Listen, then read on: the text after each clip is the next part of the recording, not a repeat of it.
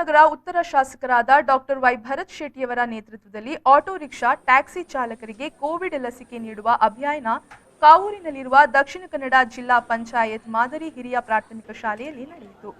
ಶಿಬಿರದಲ್ಲಿ ಉಪಮೇಯರ್ ಸುಮಂಗಳಾ ರಾವ್, ಬಿಜೆಪಿ ಜಿಲ್ಲಾ ಮಾಧ್ಯಮ ಪ್ರಮುಖ ರಣದೀಪ್ ಕಾಂಚನ್, ಮಂಡಲ ಪ್ರಧಾನ ಕಾರ್ಯದರ್ಶಿಗಳಾದ ರಾಜೇಶ್ ಕೊಟ್ಟಾರಿ, ಸಂದೀಪ್ ಪಚ್ಚನಾಡಿ, ಮಹಾನಗರ ಪಾಲಿಕೆ ಸದಸ್ಯರುಗಳು, ಪಕ್ಷದ ವಿವಿಧ ಸ್ತರದ ಜವಾಬ್ದಾರಿಗಳನ್ನು ಹೊಂದಿರುವ ಪ್ರಮುಖರು ಉಪಸ್ಥಿತರಿದ್ದರು.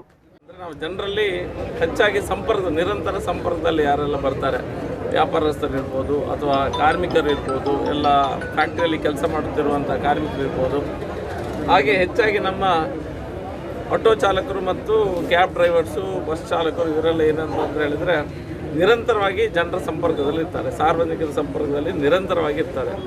ಹಾಗಾಗಿ ಆದ್ಯತೆ ಮೇರೆಗೆ ನಾವು ಅವರಿಗೆ ವ್ಯಾಕ್ಸಿನೇಷನ್ ಲಸಿಕೆಯನ್ನು ಕೊಡಿಸಬೇಕಾದಂಥ ಜವಾಬ್ದಾರಿ ಸರ್ಕಾರದ ಮೇಲೆ ಇದೆ.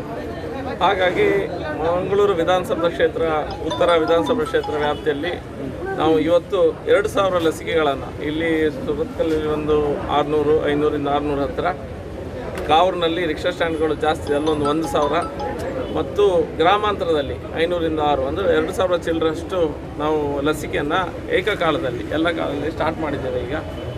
ಹಾಗೆ ಒಂದು ಸಾರಿ ನಮ್ಮ ರಿಕ್ಷಾ ಚಾಲಕರು, ಕ್ಯಾಬ್ ಡ್ರೈವರ್ಸು ಇವರಿಗೆಲ್ಲರಿಗೂ ಲಸಿಕೆಯನ್ನು ಹಾಕಿ ಮತ್ತೆ ಸೆಕೆಂಡ್ ಡೋಸ್ ಆಮೇಲೆ 84 ದಿನದ ಮೇಲೆ ಸೆಕೆಂಡ್ ಡೋಸ್ ಆಗ್ತದೆ.